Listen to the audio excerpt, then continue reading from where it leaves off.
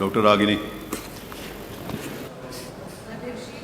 आभार व्यक्त करना चाहूँगी कि आज विधानसभा में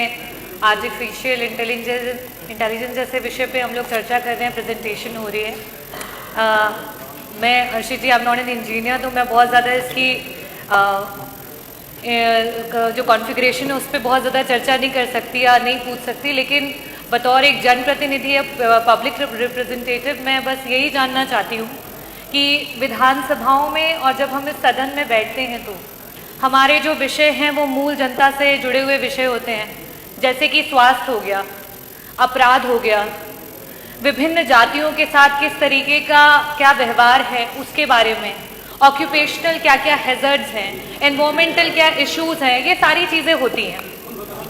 हम आज इस समय चैट जीपीटी एक ऐप है जिसको मैं यूज़ करती हूँ, मुझे लगता है बहुत सारे लोग इस्तेमाल करते होंगे, जिस पे हम किसी भी चीज़ के बारे में जब डालते हैं तो उससे रिलेटेड हमें डेटा मिलता है। लेकिन मुझे ऐसा लगता है कि जो हमारे देश में या प्रदेश में जिस प्रकार से हम उस चीज़ को फीड कर रहे हैं और हमें वो डेटा मिलना चाहिए, वैसा डेटा उसमें उपलब्ध नहीं है। जैसे मैं अगर बीइंग अ डॉक्टर बात करूँ, जैपनीज एनकेफेलाइटिस जैसी बीमारी जिसके बारे में इस सदन में कई बार चर्चाएं हुई हैं, तो हमारा जो विधायक डॉक्टर नहीं भी है, अगर वो उसके बारे में जानना चाहता है और वो उस पर टाइप करे तो हमारे पास उससे रिलेटेड हमारे उत्तर प्रदेश में, हमारे देश में कैसे कैसे कब कब उसके हैवॉक्स हुए हैं, हमारी जो विभिन्न सरकारें रही उसने उस पर क्या काम किया है और बतौर जनप्रतिनिधि हम उसके बारे में आगे किस तरीके से काम कर सकते हैं, जब तक हमें उसकी इन्फॉर्मेशन नहीं मिलेगी। तो ये आर्टिफिशियल इंटेलिजेंस में आर्टिफिशियल वर्ड ही इसलिए जुड़ा है because we human are creating that intelligence. तो क्या हम उत्तर प्रदेश में इस तरीके के किसी ऐप पे काम कर रहे हैं जिसमें चाहे वो स्वास्थ्य हो, चाहे वो किसान हो,